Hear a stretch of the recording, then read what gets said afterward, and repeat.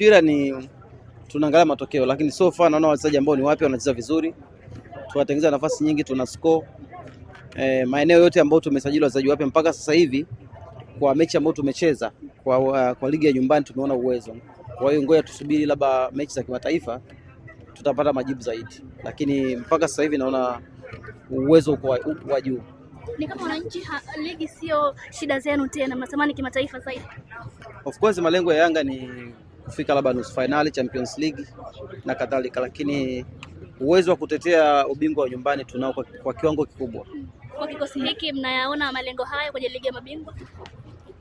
Kwa sababu hatujacheza mechi hata moja ligi ya mabingwa, nafikiri tukicheza mechi moja au mbili zitaanza kutupa direction ya kwamba tutakuwa na nafasi gani kwenye ligi ya mabingwa msimu. Kwa hiyo tusubiri tucheze angalau mechi moja au mbili, tutaona timu yetu ipo kwenye position gani.